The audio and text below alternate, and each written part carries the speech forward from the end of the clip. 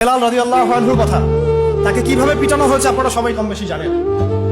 আরবের জাস্ট গরমে যদি একটা উমরা করেন তাহলেই বুঝতে পারবেন যে গরমটা কেমন হতে পারে। তো একদিন আমাদেরকে রাস্তায় নামাজ পড়তে হয়েছে, এত ভিড় ছিল, ওখানে সেজদা দেওয়ার মতো কোনো পরিবেশ থাকে না, এত এত মানে গরম। ওখানে দাঁড়িয়ে থাকলে আপনার পায়ে মনে ফসকা পড়বে। ওখানে একটা মানুষকে সারাদিন শুইয়ে রাখা হলে উত্তপ্ত বালুর মধ্যে, উপরে যদি পাথর চাপা দেওয়া হয়, আর সে তখনও বলতে থাকছে আহাদুন আহাদ, আল্লাহ এক, আল্লাহ এক, তাহলে তার ইমানের জাজবা চিন্তা করে। এই জীবন মহাকাব্য রচনা করেছে। এই জন্য বেলাল রাদিয়াল্লাহু আনহু সেই ব্যক্তি যিনি মক্কা বিজয়ের পরে কাবা ঘরের ছাদে উঠে আযান দিয়েছেন।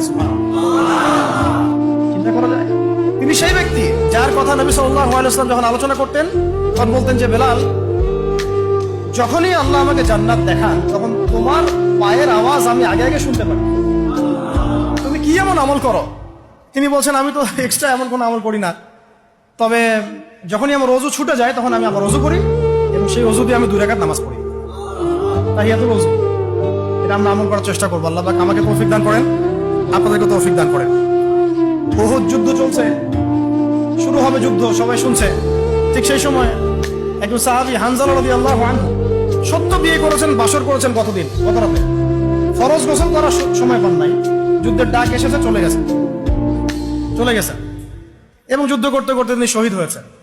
যুদ্ধের পরে তার লাশটাকে দেখা গেল যে সেই লাশটা মাটি থেকে শূন্যে ভেসে আছে এবং লাশ থেকে পানি ঝরে পড়তেছে। নবীজি বললেন যে সাল্লাল্লাহু আলাইহি ওয়াসাল্লাম, যে ফেরেশতারা তাকে গোসল দিচ্ছে। এটাও মহাকাব্য, এগুলো মহাকাব্য, রচনা করে যাওয়া মহাকাব্য। তো হানজালা রাদিয়াল্লাহু আনহুর এই ঘটনাটা আপনারা পড়বেন। এরপরে অনেক আছে, আমি বলতে থাকলে অনেক সময় চলে যাবে।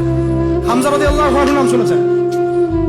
হামজা রাদিয়াল্লাহু আনহু উহুদের দিনে এমন ভাবে যুদ্ধ করছিলেন যে তাকে যে হত্যা করেছে সেও বলেছে যে সে এমন ভাবে যুদ্ধ করছিল মনে হচ্ছিল সে একজন উড়ন্ত বাজ পাখি। সামন থেকে আমি তাকে আঘাত করার কোনো সুযোগ পাই নাই, পিছন থেকে পাথরের পিছন থেকে তাকে আমি দূর থেকে একটা বর্ষা নিক্ষেপ করেছিলাম, এই বর্ষা গিয়ে তার নাভির নিচে গিয়ে লাগে, পিছন দিয়ে বের হয়ে যায়। কিন্তু এই অবস্থাতেও তিনি তরোয়াল নিয়ে আমার দিকে তেড়ে আসতেছিলেন আমাকে মারার জন্য, কিন্তু তিনি পেরে ওঠেন নাই, পড়ে গেছেন। তারপরে তার লাশকে চিরে ফেলা হয় এবং কলিজাটা বের করে দাঁত দিয়ে কামড়ে খাওয়ার চেষ্টা করা হয়েছে। হামজা রাদিয়াল্লাহু আনহু ছিলেন বদর যুদ্ধের সবচেয়ে শ্রেষ্ঠ সাহাবী, বীর সাহাবী, যার হাতে অনেক কাফের মারা গেছে। এই জন্য উতবা, শাইবা এদের পরিবারের পক্ষ থেকে একটা আক্রোশ ছিল যে যুদ্ধে জিতে আর না জিতে হামজাকে মারতে হবে।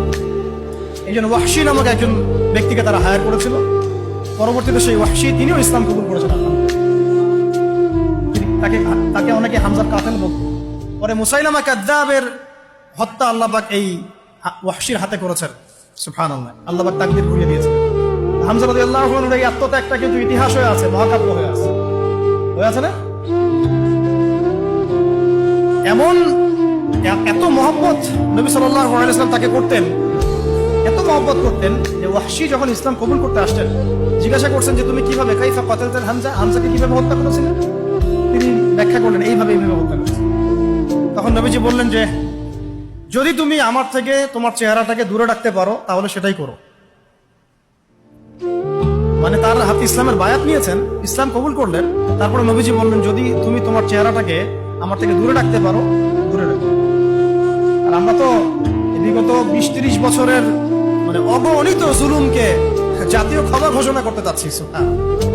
হ্যাঁ, আপনারা এমন যে আমি মক্কা বিজয় করছি, আপনারা কি মক্কা বিজয় করছেন যে সবাইকে গণমাফ করতে যাচ্ছেন?